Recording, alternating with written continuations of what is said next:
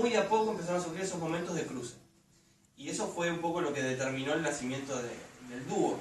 O sea, el espíritu de hacer algo en lo cual, en lugar de estar una cosa subordinada a la otra, estén los dos en diálogo y en tensión.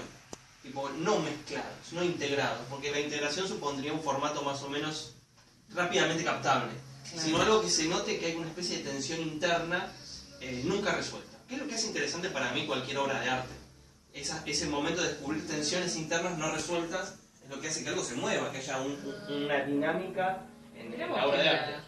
Sí, quizás también aportando a esto que cuenta Fer, que es tal cual lo dice de esa forma tan bella que él tiene de expresarse, un pequeño dato que para mí no es menor tampoco es que se fue dando de manera muy natural ese espacio de tensión, como él dice, entre la música y la poesía nuestras. Es decir, en ese primer momento anterior, ¿no?, que hacíamos esta situación escénica de el bajo, o sea, subíamos juntos al escenario, pero yo tocaba unas piezas de bajo, él recitaba unas poesías y íbamos intercalando. O sea, entre los dos. Claro, ¿viste? O sea, subíamos los dos al escenario, pero no hacíamos piezas juntos, ¿viste? Sino que yo tocaba un par de temas, después me presentaba, él, ¿Cómo ¿viste? hacían con las luces? ¿Viste? Porque viste que te tiran un cenital de un lado o del otro. ¿Cómo hacían? ¿Qué hacían con la luz? No, por lo general era moderado, moderado y humilde. Era una vela de este lado y una vela del otro lado. La infraestructura y las posibilidades eran acotadas. Cuando empezamos, imagínate que la convocatoria era casi nula. Yo me acuerdo que todavía no había explotado Facebook como herramienta de organización de eventos y mandábamos mails. Pero 2007 es un montón de tiempo sí, atrás. Sí, a lo que y como para darle una pequeña vuelta a eso que estaba diciendo, esa manera de hacerlo después juntos, viste, como que es el formato que ahora realizamos de las músicas y las poesías, se fue dando de manera natural, ¿viste? Claro. O sea, porque era tipo, bueno, subimos los dos al escenario, yo toco unos temas, Fer recita unas poesías, y muy naturalmente, casi te diría sin hablarlo, sin proponernos eso, empezamos como a realizar juntos esas producciones, ¿viste? De forma al principio improvisada o espontánea, y después sí como sentándonos a trabajar un poco más y a profundizar el desarrollo creativo de cada cosa. Lo escucho a Gabo contando, ¿no?, todo esto, y me imagino que vos, vos por supuesto con la parte musical en base a lo que vos componías, lo que vos expresabas, pero vos recitando a otros. Sí, al principio siempre fui como recitando mis poemas y demás. Yo en ese momento, cuando empezamos 2011, tenía, qué sé yo, no quiero equivocarme, pero tenía un libro a punto de salir, que era así, en realidad una plaqueta más que libro. Y ya había tenido como poemas, había empezado a escribir poemas en Brasil y demás. Como que el 2010 fue un año muy raro, ¿viste? Como, para mí fue un año donde viví 3 vidas, 3 momentos diferentes. Y un poco, ya en ese momento cuando empezamos, tenía como producción que reflejaba ese momento de corte y demás. Ahora, también siempre jugué con el trabajo con fragmentos puestos en relación, que han quedado en algunas piezas. Y en ese momento me acuerdo que lo que hacíamos, por ejemplo, empezamos a experimentar al estilo de recitaba canciones de Fernando Cabrera, pero usando una técnica que es muy de Fernando Cabrera, que es omitiendo partes. Entonces quedan como fragmentos. Claro, viste, hacíamos, qué sé yo, un cover entre comillas, un cover del Tiempo está después, pero con partes que no estaban. Ay, pará. ¿Saben qué? Me parece que llegó el momento de empezar a hacer algo. Porque estamos hablando mucho de lo que estamos haciendo, pero de lo que haramos, y de realidad no estamos viendo. Yo quiero que lo muestren, quiero que de verdad los que están del otro lado, que no tienen idea de lo que estamos hablando, empiecen a disfrutarlo. Así que les propongo a los dos que interpreten. Sí, bueno, Fer se vino con... Para que yo lo quiero mostrar, permiso, permiso. Quiero mostrar, estas son los... Y además hay una cosa que pasa con este programa itinerante, que es la charlita, Nosotros venimos de una charlita con Antonio Viravent, donde Viravent tenía su disco que se llama Oficio Popular, donde también le había puesto música a libros, poesía y demás. Entonces, quiero decir que desde ahí venimos acá, donde un escritor y un bajista directamente tienen una performance que tiene muchos años ya. Entonces es muy interesante que esto, la vida no hay nada porque sí, todo siempre está linkeado. Así que lo bajamos a Luis Costello porque llegó el momento para que Bogado me mira como que me va a arrancar los papeles.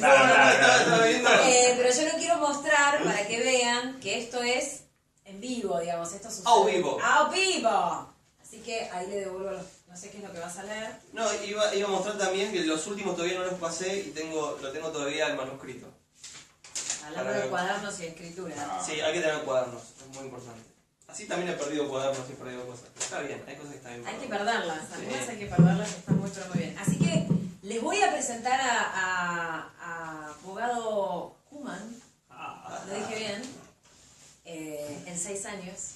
Bogado Kuman en nuestra charlita porque van a interpretar... Esta pieza se llama Arabesco. Arabesco. Algún desubicado postea una imagen que se desentiende de la barbarie imperante.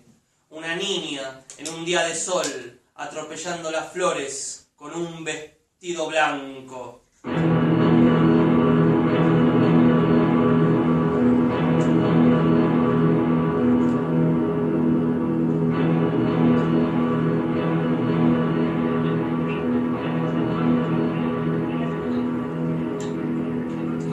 Crece la de abajo puesta arriba de la escena. Una niña en un escenario de pura inocencia que remete contra la naturaleza y pone en vilo toda otra cuestión, directamente la suspende y acomoda elegante su cuerpo a eso del decir materno paterno. Aquí, nuestra herrera luminosa de su primer cumpleaños. Y saludan camino arriba a los usuarios. Y comentan que ese día de sol será de enero o febrero por la fuerza con la que los rayos tiran a mansalva a todo aquel que se predisponga a lo vertical. Tiran a mansalva a la delincuenta a todo aquel tío, sobrino, familiar para que se recueste el río en el borde. Comentan que habrá pasado algo esa mañana de cumpleaños, y se habrán alimentado los animales, y se habrán saludado a los dioses pretéritos, y se habrán juntado a todos los nombres en una bolsa. Salude usted a su Dios. Manténgalo convencido.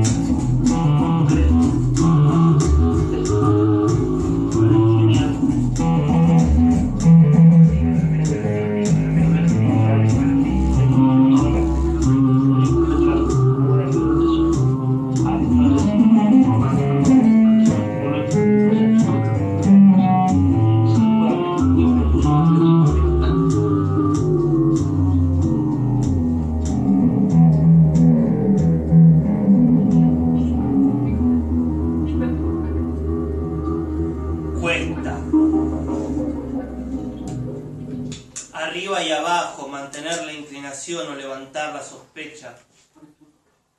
Suscribo a la verdad ahora, frente a la foto, de que las cosas que sucedieron permanecen invisibles. Y que un montón de gente puede ahora estar jugando al fútbol. Pero eso no implica estar en el mismo partido. O tomar, diría Lamborghini o Martínez Estrada, del mismo mate. Ladera cuesta habla. Cuesta imaginarse porque es así. A esta niña con cualquier otra edad y con cualquier otro vestido, en cualquier otra situación de esas que se dan al sur, al oeste, y que implican necesariamente la presencia de los vestidos blancos o naranjas o celestes, que el tiempo cultiva con la pereza del invierno. Cuesta imaginarse, ladera arriba, cuesta abajo, por la espalda.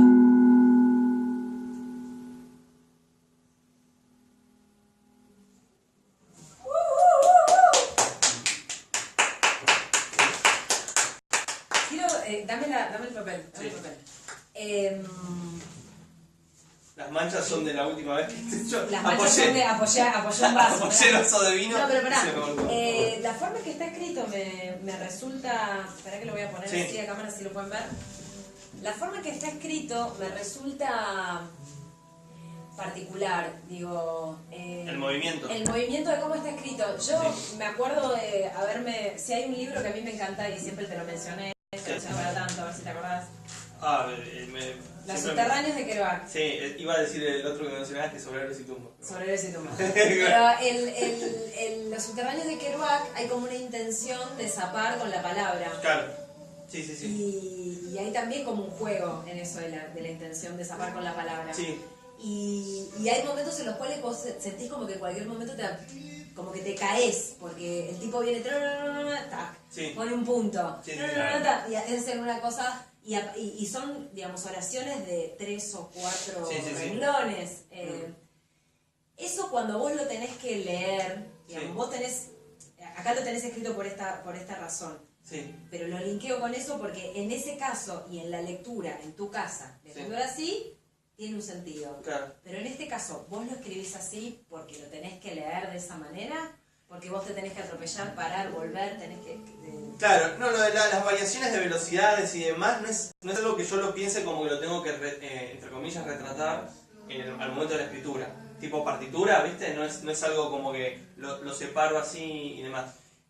Ahí es como más el formato escrito del texto. O sea, a mí me gusta mucho que haya movimiento porque varios libros de poesía hablando de los subterráneos, de Kerouac, obviamente On the Road, pero me permito agregar por ahí a poetas locales que me gustan mucho, al estilo de Héctor Biel Temperley. Temperley tiene un libro que se llama Crawl, que viste Crawl como el estilo de natación, en donde las estrofas están organizadas de tal manera que vos vas viendo que es el movimiento de los brazos cuando nada. Entonces tenés un conjunto que va acá, después otro conjunto de estrofas que van acá, y así replica el movimiento del crawl. Y un poco eso a mí siempre me flashó porque era, claro, una forma de que la experiencia esté ahí. Poetas como Federico García Lorca en Poeta en Nueva York, que es el mejor libro de Lorca, también si ves mucho más, entre comillas, conservador, hay como un movimiento que replica determinadas experiencias. Yo me acuerdo cuando cursé literatura en el siglo XX, el profesor Daniel Link leía uno de los poemas en función de la experiencia del viaje en tren. O sea, el movimiento del viaje en tren se replicaba en la disposición gráfica del poema. De cómo estaba escrito. Claro. Pero una cosa es como vos estás escrito, y como vos lees algo, y otra cosa es como vos lo interpretas. Por eso, digo, esto para mí tiene... O sea, que vos pongas a todo aquel tío sobrino familiar un corte y arranca como un silencio y después pone todo lo que sigue, que es para que se recueste, digo, eso tiene un sentido a la hora de expresarlo. Sí, claro, quizás pienso, ¿no? También hay algo, o sea, ponele, yo cuando veo esto me encanta visualmente, como que me produce una cosa especial, ¿no? De esa escritura y de esa situación visual gráfica. Y también me parece que vos a veces cuando recitas algunos de esos textos no es la misma manera en cuanto al ritmo y la cadencia y la dinámica que vos le imprimís si los haces solo o con la música, ¿viste? Sino que ahí me parece que se produce otra situación de... Claro, cuando es la situación por ahí, me ha pasado que hay poemas que los leo si me invitan solo para ir a recitar, que no voy con Gabo, no vamos en formato de dúo, por ahí los leo y los leo de otra manera, porque también hay algo que se ajusta cuando armamos esto de las piezas, que tiene que ver con, bueno, acá vamos a ir de tal manera, de tal otra. Por ejemplo, en esta que se llama Arabesco, es muy interesante porque al principio yo había propuesto un poema que se llama El camión de menudos, y que el espíritu era como... Impresión el camión de menudos. Claro, ¿viste el camión de menudos? Típico del camión de menudos. Sí, sí, sí. Tengo el poema ahí escrito. Pero Quiero sí, verlo. habíamos empezado a trabajar sobre eso. Después Gabo me dice, me gusta el título. No sé si lo había tirado yo, vos lo habías tirado, pero vos me acuerdo que habías dicho Arabesco es el título. Sí. Pero porque yo, por lo menos en mi recuerdo, era una frase de un filósofo, Teodoro Adorno, hablando de la producción artística. Ajá. Que dice que es como, a veces el artista opera como si estuviese haciendo arabescos al margen de lo que está haciendo. Como ese juego libre del arabesco, del dibujo, ¿viste? Que no sabes lo que... Bueno, y a mí me parecía como muy interesante esto, ¿no? Porque hay algo de por ejemplo, nuestro modo de composición que tiene como esa cuota de casual que está buenísimo. O sea, no es trabajo de ingeniería, ¿entendés? Claro. Es como que de repente hay como dos momentos en que coincidimos en algo y funciona, y parece que los dos tuviésemos... No, igual, digamos, en Lechura, cuando están los dos haciéndolo, hay una conexión clara. O sea, es Claro. obvio que la conexión existe. Claro. Hay prepautas. ¿Cuáles son las pautas que se ponen? Como musicalmente, que le pones tiempo, Claro. le pones... O sea, en lo que es el proceso creativo, digamos que no vamos desde pautas, sino como que recién justo Fer está empezando como a esbozar a tirar esa idea de cómo vamos laburando, al menos en los últimos tiempos, que es que no nos sentamos a hacer una composición en dúo, colectiva, ¿viste? La verdad es que no pasa eso, sino que vamos produciendo cada uno por nuestro lado, en nuestra intimidad, ¿viste? Y llega un momento en el que yo le cuento a Fer que estoy componiendo una música que pienso que la imagino que puede ir con él, ¿viste? Para el dúo, y Fer me dice, yo estoy escribiendo también algo nuevo, ¿viste? Que creo que puede funcionar. Y yo no leí lo que él está escribiendo y él tampoco escuchó lo que yo estoy haciendo. Pero para los que lo interpretan en vivo en ese momento, sin saber, sin conocerse, No, ¿cómo es el ensayo? claro, nos juntamos por ahí. 2 minutos antes de Claro, salir. ensayo igual es algo nuevo para nosotros. Son 2 personajes. Sí. No, viste, qué sé yo. Yo me acuerdo, a mí me gusta venir a ensayar acá lo de Gabo, no solo porque siempre termino bebiendo bien y comiendo bien, debo decirlo, sobre todo porque él hace unas cosas más muy ricas, sino porque también es como buenísimo porque hay una especie de retroalimentación en lo que por ahí estamos leyendo, viendo y demás, que es muy productivo. Circunstancialmente, por ejemplo, hace poco tuve que leer un libro de Stanislav Lem y justo le estaba viendo Solaris, de Tarkovsky, Claro. y Sí, me habló de Tarkovsky. Claro. Otro de los temas. El segundo tema primero fue la palabra performance y después me habló de Tarkovsky. Sí, Porque claro. Tarkovsky, bla, bla, hablando sobre la palabra experimentación. 9 menos 5 de la 9 mañana. menos 5 de la mañana. El tipo me encaró, yo sentada ahí esperando para la charlita. Tarkovsky, porque lo que pasa con Tarkovsky es que tiene una definición sobre lo que es la experimentación, que en realidad toma al hecho artístico Perdón, como... Marina, perdón. No, pero me encantó, a mí me encanta. Toma el hecho artístico como una parte que no está terminada. Claro. Bueno, eso es lo que plantea Tarkovsky, eso es lo que entendí yo. Sí, Entendí bien. yo también entendí eso. Está bien, perfecto. ¿Lo entendimos bien? Sí, claro, pero es lo que va, ¿no? Como también es el modo de producción de arte contemporáneo y las discusiones que hay en torno a, bueno, a dónde vamos, etcétera.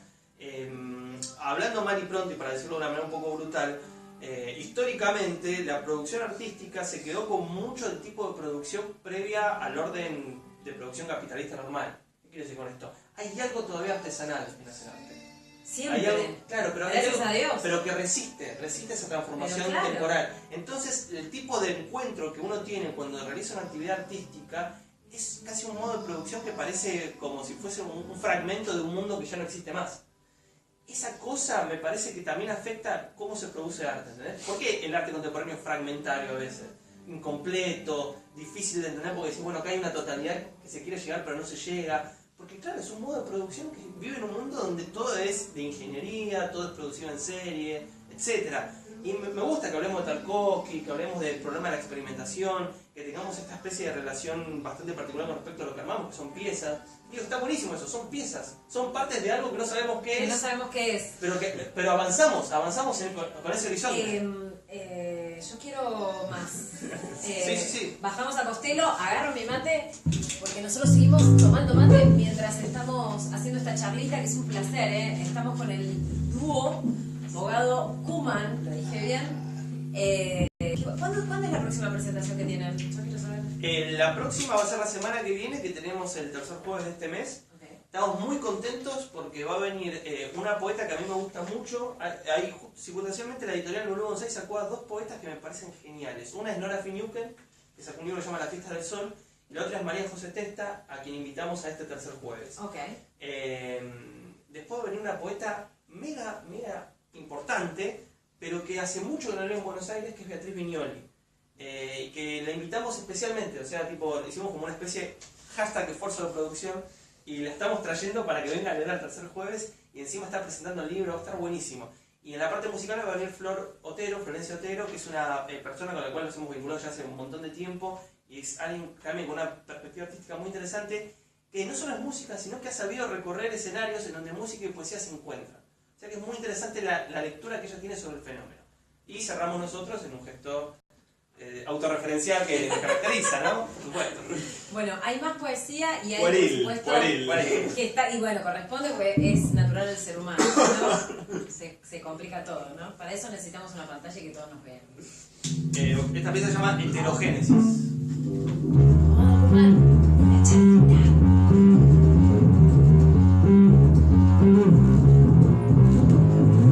Cuatro sombras cruzadas pestanean y arman un juego de cartas. Irrumpe la realidad, fondo, forma, anillo, dedo, forma y fondo, otra vez.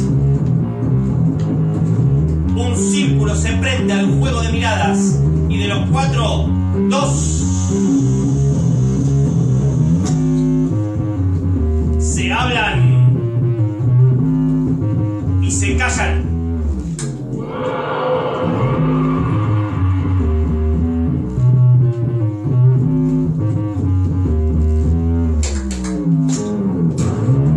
Y se nacen, y se paren, y se distribuyen. Dos acá, dos allá.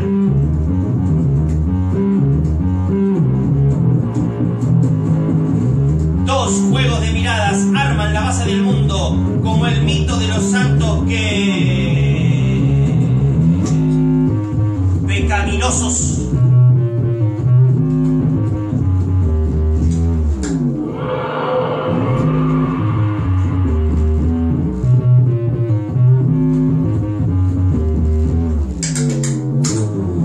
Sostienen con su renuncia la misma idea de santidad.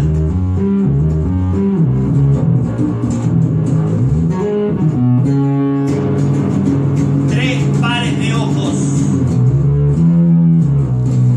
se desean. Y el par que sobra reparte.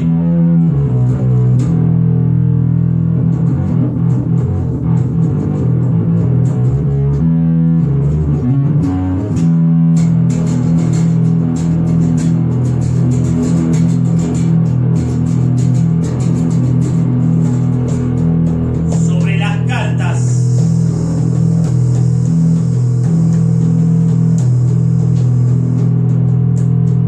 La mesa. ¡Me encantó!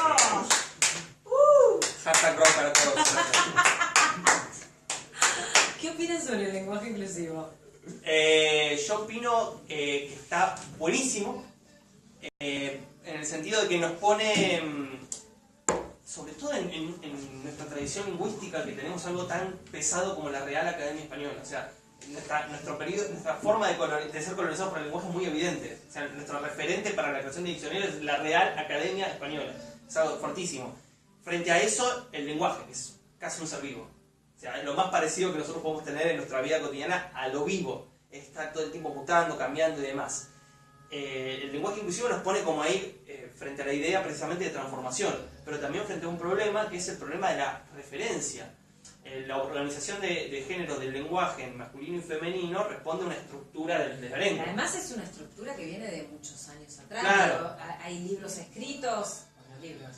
Sí. O sea, de una civilización, una era, Claro. o sea, el mundo, digo. Claro. Y revertir eso de alguna manera es como también puede tener como un doble discurso. Yo, digamos, en mi caso, en mi familia, que tengo un niño de 10 años, Sí. y hablando de lectura inclusiva y de lenguaje inclusivo, en algún punto cuando vos le decís a un chico de no sé, 7, 8 años, mira, los varones solían vestirse de azul, y lo que te van a decir cuando vos le querés explicar que eso no es así es, pero obvio que no. O sea, Claro. digamos, como que ellos ya vienen con otro... Sí, claro, por eso.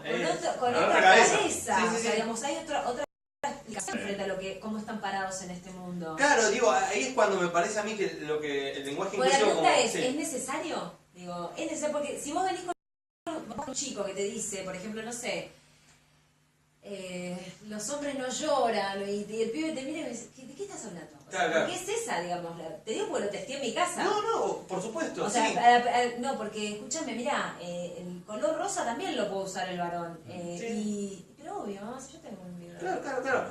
La relación que tienen las nuevas generaciones y demás con temas que nosotros habíamos como cristalizado, el estilo de la organización de géneros, es totalmente diferente y abre la posibilidad de lo nuevo. Ahora, en el sentido del lenguaje inclusivo, a mí me parece, yo no lo uso cotidianamente. Me cuesta aparte mucho. Claro, y lo uso en circunstancias muy puntuales, sobre todo en términos educativos. Yo justo estoy dando clases en el Nacional Buenos Aires. Encima das clases. Claro. Y decís, chiques, hola chiques, ¿cómo les va? No, digo Hola, chicos. alumnos. Digo. Alumnos. Sí, igual esto, a ver, no es que soy conservador, pero, Bueno, los alumnos. claro, pero, Perdón, es que pensé que estabas acá la pava. viste, pero entro y digo, buenas tardes, queridos alumnos, viste, no sé, como una cosa medio pomposa, pero evidentemente como siempre está irónica. A lo que voy es que ellos me plantean de una manera muy cotidiana el hecho del lenguaje inclusivo en evaluaciones de lengua. Por ejemplo, una chica hace poco me preguntó muy buenamente y con un compromiso muy claro, profesor, ¿usted va a bajar notas si usamos lenguaje inclusivo en las evaluaciones? Yo dije, no. ¿Cómo Claro, vas a claro, bajar dejarlo. nota? Pero fíjate, No. también la idea... Claro. De que Claro. está mal hablar así. Correcto, hay como la idea a lo que voy es, nos pone en evidencia algo muy interesante, que es que el lenguaje puede ser una herramienta revolucionaria en un sentido muy claro. Sí, claro. En donde nos muestra tensiones, resistencias, incomodidades. Yo me pongo muy incómodo a veces porque, digo, de tanto tiempo leyendo textos en el modo, entre comillas, tradicional, hay como una inercia de decir, no, el lenguaje en realidad tiene que ser esto y no tiene que ser esto otro. Bueno, pero ahí está precisamente el efecto de novedad. La incomodidad que yo percibo cuando tengo ahí, digo, no voy a poner chiques porque no me siento cómodo, es también parte de un proceso histórico de transformación. Entonces lo que hay que dar como más licencias. Sí, Claro, yo, eso, para yo mí eso. pienso que es, o sea, me indigna bastante la gente que siente una afrenta, ¿viste? Claro. Inmensa ante la utilización del lenguaje inclusivo, que considero yo que es, el lenguaje inclusivo es algo que es imparable, ¿no? Y por suerte, saludablemente imparable. Y digo, viste, esa gente que se indigna tanto ante el lenguaje inclusivo porque rompe o perturba el orden de lo establecido en el lenguaje, es la misma gente que dice, che, voy a googlear tal cosa, o voy a, ¿viste cómo coacheó tal a Claro, no sé sí. quién? Exactamente. ¿Viste cómo? Exactamente. Viste que se la pasa, o sea, no solo utilizando palabras en inglés, sino españolizándolas, o sea, estás haciendo mierda todo, ¿viste? Y Claro. entonces vos hablas de esa forma, ¿Por qué voy a me dejas googlear, a mí? voy a youtubear, no sé qué, y te enojas ante algo que incluye, que es el lenguaje inclusivo, ¿viste? Claro. O sea, estás loco de remate. Bueno, pero estás ahí- loca de remate. Claro, ahí No me que- parece que también pone en Claro. evidencia, Claro. pone en evidencia algo que es muy contundente, que es el hecho de que en realidad, como aprendí buenamente en las clases de lingüística en la facultad, no existen los idiomas sino los dialectos con ejército. ¡Apa! ¿Cómo es esa definición? Claro, un idioma es un dialecto con ejército. Ok. La lengua que hablamos es una lengua establecida mediante ejercicios de violencia históricamente dados y naturalizados. Entonces no es cultura, es violencia. Claro, es un ejercicio de violencia, pero contra la violencia, contra una violencia, la contraviolencia. Claro, ¿Entendés? claro, se entiende. Entonces, ahí es donde digo el juego de tensiones, revolucionario y demás. Ejemplos concretos, el guaraní en Paraguay. las lenguas de pueblos originarios aquí en Buenos Aires, en un espacio donde los indios fueron masacrados. Ejemplos en Europa, en Italia, ¿viste cuando la familia italiana dice, no, la abuela habla dialecto? No es que la abuela hable dialecto, es que el italiano es una lengua inventada. Es una lengua institucionalizada en un territorio que llegó, entre comillas, tarde a la organización de Estado-Nación. Entonces tenés un territorio. ¿Qué tiene que ver el italiano de Milán con el italiano de Roma con el italiano de la zona del Friuli? Claro. Nada. No tiene que ver nada. Para eso leamos a escritores tan interesantes como Pier Paolo Pasolini, de paso que era cineasta. Qué lindo, Pier Paolo. Que escribía sobre el Friuli, en algún sentido recuperaba el friuliano como esa lengua. No, lo que pasa que a ver, si está bien lo que voy a decir, porque yo soy menos ducha que este hombre. Hay palabras que tienen un significado en sí, la palabra de, por ejemplo, de un hecho en concreto, no necesariamente de una definición de algo, sino que la palabra tiene como un sentido, una palabra para decir, no sé, bueno, el sol sobre el río significa, no sé, algo. Claro. Y eso es muy fuerte. Por supuesto. Es muy, a ver, muy difícil de no dejar pasar, digamos. Claro. Y capaz que no todo el mundo tiene ganas de aceptarlo. No, por supuesto, porque en realidad pone en crisis el mundo. Una lengua es un mundo. Una lengua es precisamente una perspectiva del mundo que obviamente es violenta y demás, pero porque en algún punto también almacena un conjunto de experiencias en donde persiste ese grado de violencia. Te doy ejemplos muy concretos. Se legitima violencia. ese opresor, claro, por eso perturba ese mundo. Bueno, Friedrich Nietzsche lo dijo buenamente, no podemos deshacernos, y estoy parafraseando porque no recuerdo estrictamente, no podemos deshacernos de la idea de Dios mientras tengamos la gramática. Claro, olvídate. Digo, hay una organización de nuestra lengua que determina, por ejemplo, una agente responsable de la acción misma y algo que se ve afectado. Mirá cómo la revolución venía por el lenguaje. Claro, sí. Bueno, pero eso es lo buenísimo, porque también nos pone, por ejemplo, en discusión, te doy ejemplos muy concretos. En la década del 50, cuando el grupo de críticos organizados alrededor de la revista Contorno, Noel G. Trick, David Viñas, León Rosichner, etc., recuperan a la figura de Roberto Arlt, alguien que era un escritor no menor, olvidadísimo. No es que Arlt salió en el 26 con el juguete rabioso y la rompió. Lo reconocieron más o menos y después era un escritor que lo decían era un escritor de kiosco. Literatura claro, y de repente lo recuperan, Viñas y demás, lo ponen, lo encumbran hasta tal punto que nuestra tradición literaria está entre Borges y Arlt, ¿entendés? O sea, lo ponen al punto del escritor máximo de ese momento. Pero lo interesante es que recuperan a Arlt porque usaba el vos. ¿Usaba el vos? Es uno de los primeros escritores que usaba el vos. Vos lees Los Siete Locos y está ese intercambio entre Erdosán y su primo, y el primo le dice, rajá, turrito, rajá. Eso era imposible en una literatura dominada por el tú, por la forma correcta de hablar. ¿Se entiende lo que voy? Sí. Era una tensión del lenguaje. Era un motivo también dentro de Florida y Boedo, la utilización del vos, que los de Boedo le decían, déjense de hablar con el tú, ¿viste? Claro. Contémosle a la gente que es Florida y Boedo, que eran los escritores. Claro, en la década del 20. No, claro, en la década del 20 se forma una de las grandes dicotomías de la literatura argentina, que es, básicamente está dominada por dos barrios, Florida y Boedo. Florida, la calle Florida, que era donde estaba. De Florida y Boedo. A mí me gustan las. Porque viste, cuando te enteras de eso, lo primero que se te ocurre, pues se te pasa por la cabeza es no sé por qué. No, está bien, yo pienso en Tuñón, que estaba un poco y un poco. Bueno, claro, bueno. No, a mí me gustaba Sábato, así que de Boedo. Claro, Sábato igual muy cerca del Grupo Sur. Estaba, claro. Ahí también una figura medio como posterior. Sábato, y ahí, claro. A mí me gustan, como bien dijo Gabo, las figuras como en el margen de las dos tradiciones, tipo Nicolás Olivari. Bueno, pero no terminaste de explicar. Perdón.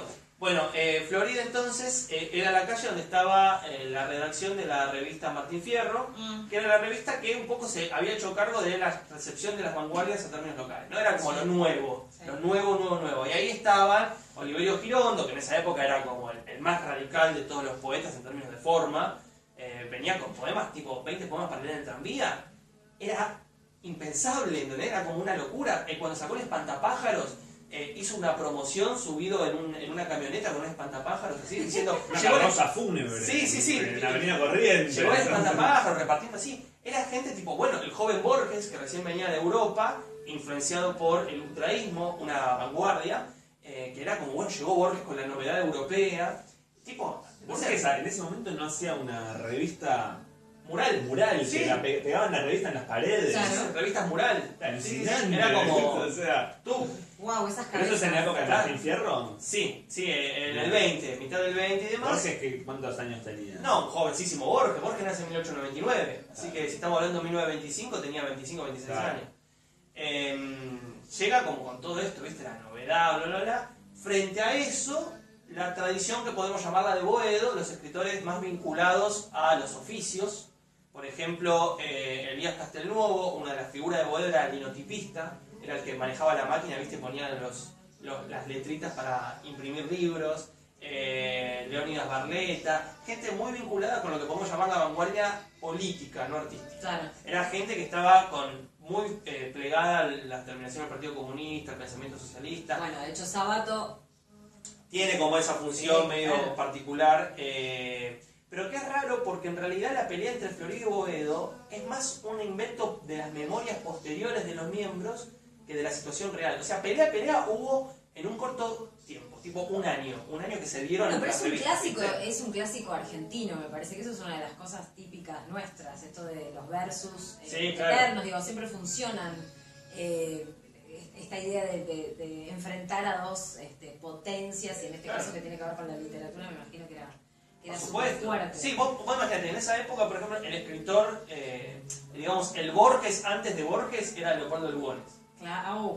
Y era ir en contra de Lugones, ya sea para desprestigiarlo por sus opciones políticas, como hizo Boedo, o para decir que su modo de escritura estaba pasado de moda, como hacía Florida. ¿Hicieron ustedes como abogado Kuman algunos escritores así fuertes, tipo casos Borges?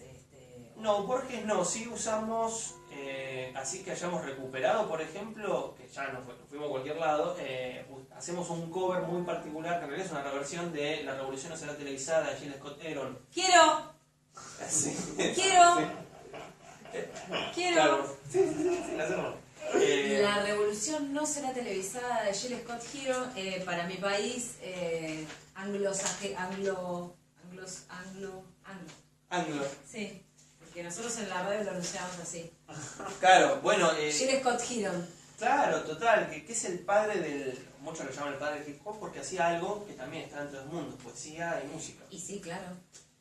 Bueno, esta es una versión ayornada. Es como una especie de cover, pero... A ver, espera que lo busco bien. Sí, busca, maestro, busca. Señoras y señores, estamos aquí nuevamente. No tengo idea qué hora es. En la charlita con Bogado Kuman.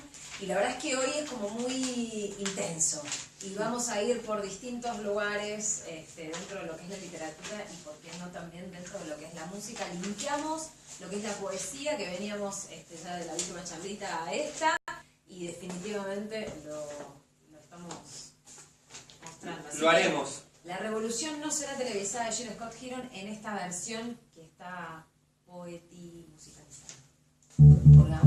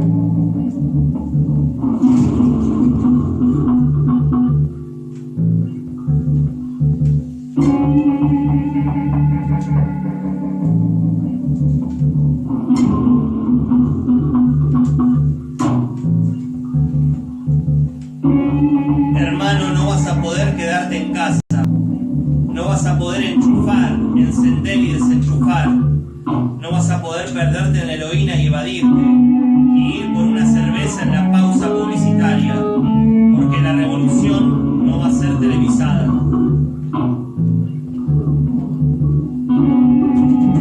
La revolución no va a ser televisada. La revolución no te será llevada por Xerox en 4 partes sin las interrupciones comerciales. La revolución no te mostrará fotos de Cristina tocando una corneta y dirigiendo una acusación contra Macri, Alfonsín y De Vido, con tal de comerse unas morcillas confiscadas en un puestito en Ciudadela.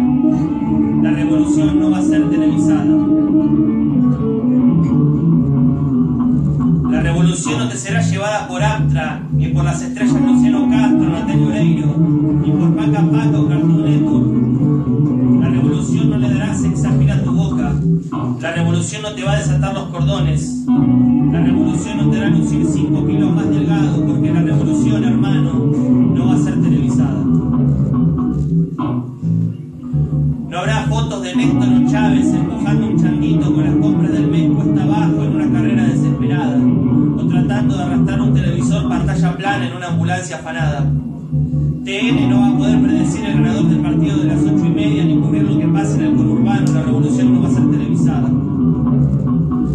No habrá fotos de policías disparándole a otros pobres en la tapa de Crónica. No habrá fotos del Piti Álvarez siendo sacado de la cárcel en un patrullero con un nuevo procedimiento de etiqueta. No habrá cámara lenta ni instantánea sacadas por un vecino patinando por alguna avenida central en un auto viejo con autopartes nuevas que él había guardado esperando la distracción policíaca. Twitter bailando por un sueño, Masterchef no van a ser tan relevantes y las doñas no se interesarán más por si Nicolás Cabré le dio un beso a cualquier otra persona en su última serie, porque los negros estarán en la calle en aras de un día más brillante. La revolución no va a ser televisada. No habrá titulares en el noticiero de las 9 ni tampoco fotos de mujeres liberales con los brazos peludos ni de Wanda Nara hablando de su ex. El tema de la canción no será compuesto por Gustavo Santaolalla ni por Andrés Calamaro, ni va a ser cantado por Calle 13, Shakira, Lady Gaga, Mar Azul, Tan Biónico, Foo Fighters. La revolución no va a ser televisada. La revolución no ocurrirá inmediatamente después de una noticia sobre un tornado blanco, un relámpago blanco o un hombre blanco. No tendrás que preocuparte por una paloma en tu habitación, ni por un tigre en tu maletero, ni por un gigante en tu inodoro. La revolución no será mejor con Coco o Pepsi. La revolución no luchará contra los gérmenes que pueden causar el mal aliento. La revolución no necesariamente te pondrá en el asiento de conductor. La revolución no va a ser televisada, no será televisada, no puede ser televisada. La revolución no se postulará otra vez. La revolución no va a colgar en Instagram una foto en contra de Bolsonaro. La revolución no va a hacer una declaración progre en contra de Donald Trump. La revolución no va a tener un botón de me gusta en Facebook.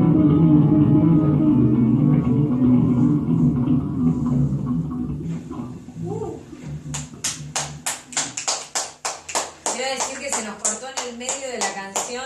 Porque claro, están porque las ansias antirrevolucionarias. Es que las ansias antirrevolucionarias nos cortaron el momento emblemático en el cual todo tenía que romperse.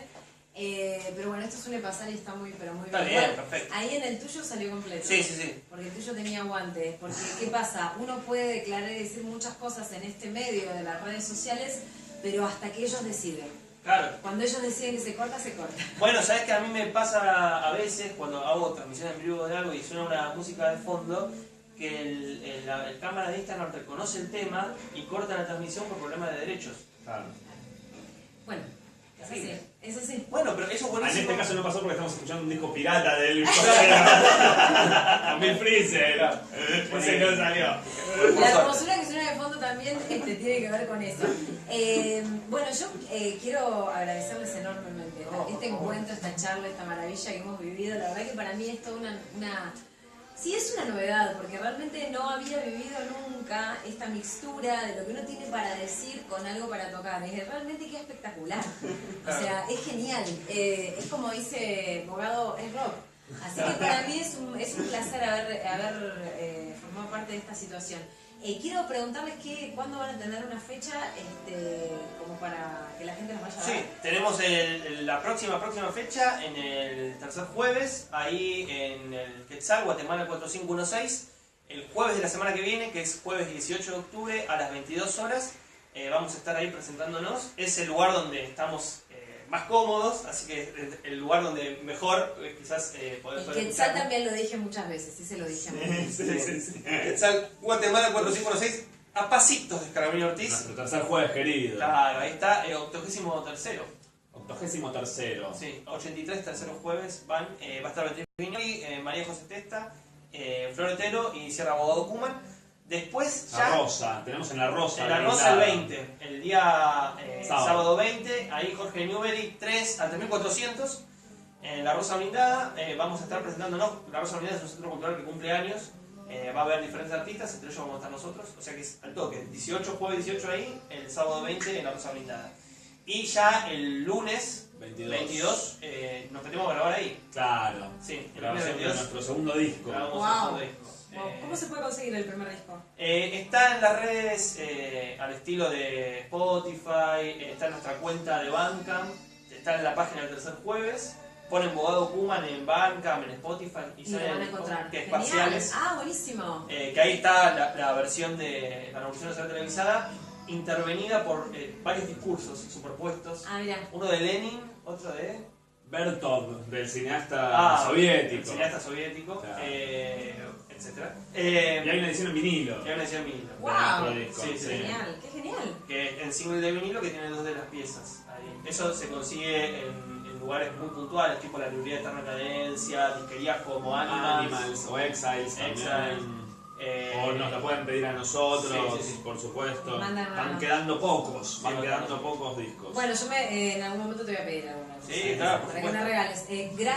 Gracias, muchísimas gracias. Gracias a todos los que están del otro lado. Mañana va a haber otra charlita, pero estos dos niños, la verdad que me la han hecho pasar muy, pero muy bien. Muchas gracias. Un beso para a los dos. Un lacerazo. Gracias por la invitación. Y ustedes, mañana.